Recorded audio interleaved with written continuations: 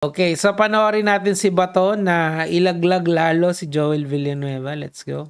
Opo, pero sabi ko po doon sa tao niya, pag sabi mo kay boss, ito'y tulong.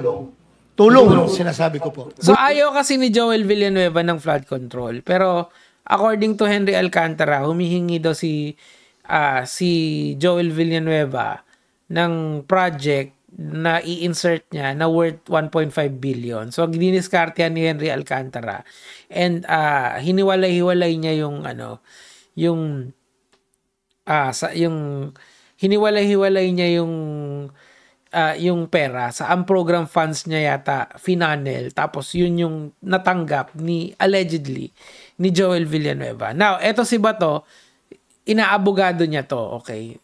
Pakinggan natin. Voluntaryo mong tulong. Opo, pero hindi niyo po alam doon ko po kinuha doon sa... Hindi niya alam na galing sa flood control project yun. Yes po, Your Honor. Okay. So you have to be clear with that. Dahil, hindi niya alam. Okay? Hindi niya alam sa flood control. Kaso, tinanggap pa rin niya. Tanga no?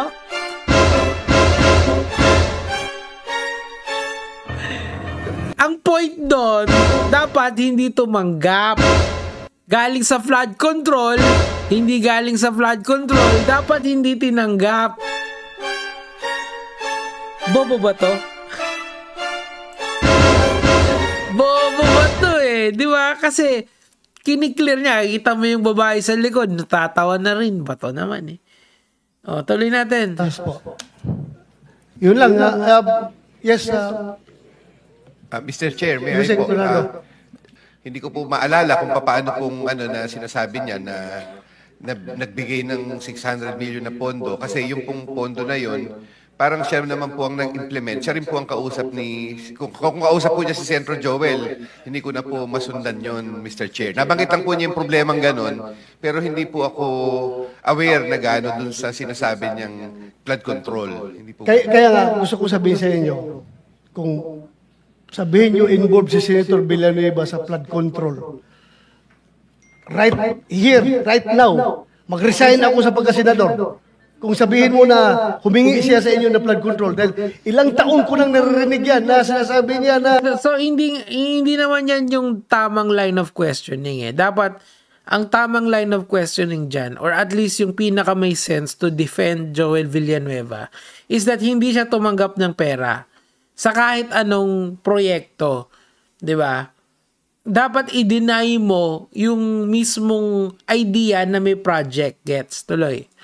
Ayaw niya na flood control, galit na galit siya dahil ang Bulacan nababahaan ng flood control. Pero kung sabihin mo na naghumingi na flood control sa inyo, I am sure hindi yan nangyari. So iba yung project na hiningi niya. Hindi niyo sinunod. Parang doon siya nagagalit Sana sinunod niyo. Tanga-tanga talaga itong si Bato no? Hindi kasi dapat i-deny niya na hindi tumanggap. Period. Ganun lang. Walang kahit ano. May ginawang project sila. Hindi ko alam yan. Dapat ganun. Kasi yun yung ginagawa ni Joel Villanueva ngayon. Kung mapapanood mo yung mga public pronouncements niya na, hindi ako tumanggap. Gumaganon siya. Wala akong tinanggap dyan sa mga yan. Hindi ko nga to an extent, hindi niya kilala on a personal level. Di ba? Yun kasi yung una mong line of defense sa mga ganyan Sasabihin mo, walang project, wala akong tinanggap. Ganyan. Anyway, tuloy natin. Mayor Honor, sabi ko nga po, hindi po. Ako po yung nagawa po. Pero kung sinabi mo sana na sa bata niya na itong pera na ito para kay Joel Villanueva, Senator Joel Villanueva, tulong ko sa kanya, galing ito sa flood control, hindi niya tatanggapin. Sigurado ako, hindi tatanggapin yun. Magwawala yun. So, tinanggap niya kasi alam niyang hindi galing sa flood control. Oh my God! Laglag! Di ba? Dapat maliin, parang kino-confirm niya indirectly na may tinanggap talaga si Joel Villanueva. And siguro, kung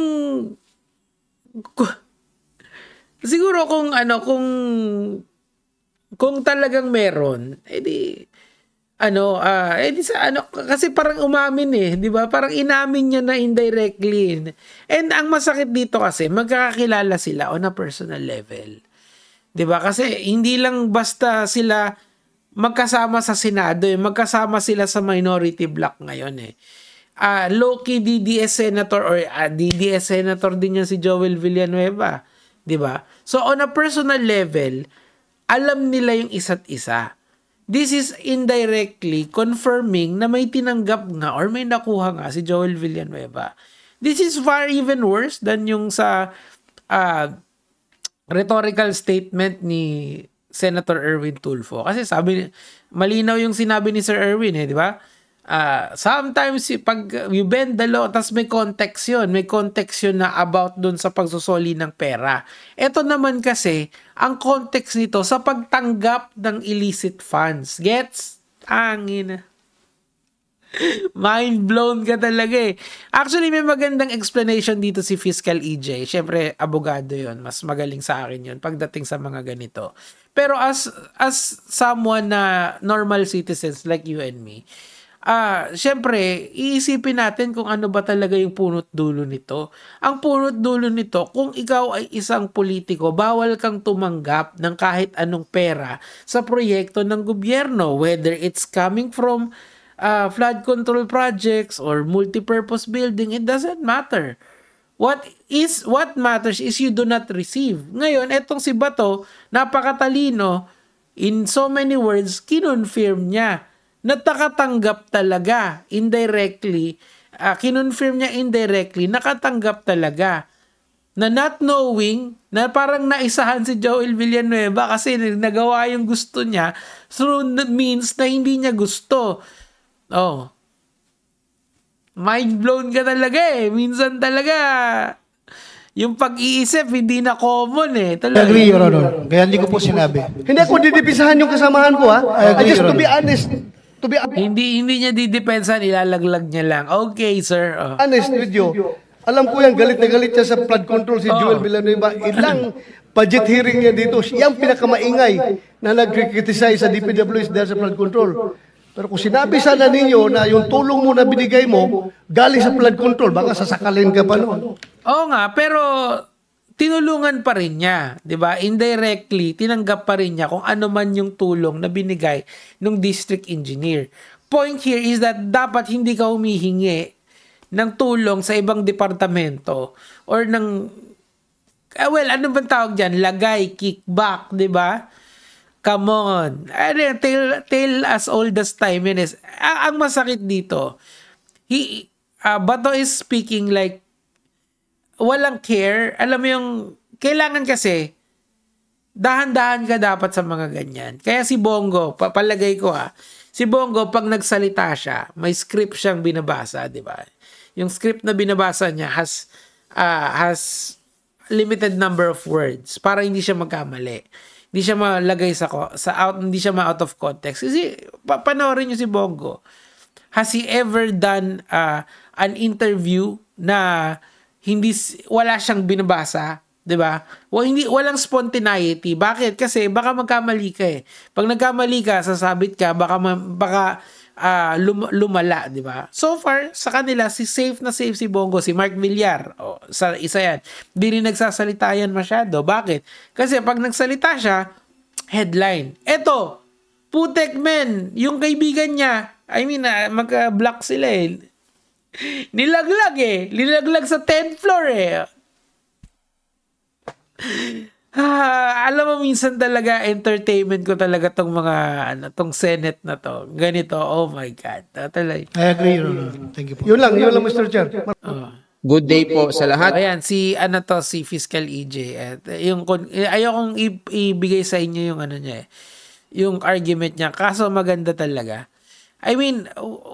Kahapon, sabi ko gano'n dun sa GC na mga kaibigan namin. Sabi ko gano'n, hindi ba parang nag-aabogado si Bato kay Joel Villanueva? Sabi nila, hayaan mo lang. Yung pala. Parang indirectly na linalaglag niya si Joel Villanueva. So ano ang take away dito, mga lods? Ganitong, kunyari, una, hindi naman mali na alamin mo yung batas. Especially, kunyari, sa kalagayan ko, content creator ako, I have to be aware of libel laws. I have to be aware of copyright laws. I have to be aware of the rules when I post content dito sa internet. Kasi baka makasuhan ako mahal ang kasuhan dito sa Pilipinas, 'di ba? The idea pa lang na kinasuhan ka, it's so medyo mabigat yon. Naintindihan ko naman yan kasi I was on both ends. Nagkaso ako, nakasuhan ako, and all that. So, dapat alam mo yung ginagawa mo rito. Making content is like driving. Kailangan practicein mo yung pagpo-post at saka practicein mo yung rules kung paano mag-post. Now, ngayon naman, etong si kila Senator Bato, this is something bigger now than them as people. Meaning to say, nakataya na rito yung career, yung liberty, and yung reputasyon ng mga senador. Kada magsasalita sila sa pulpito ng Senado. So what do you do kapag ganyang very material dun sa case nung kaibigan mo, yung pag-uusapan? Maybe you should just shut the F up. Di ba? Tahimik ka na lang, bro. Kasi baka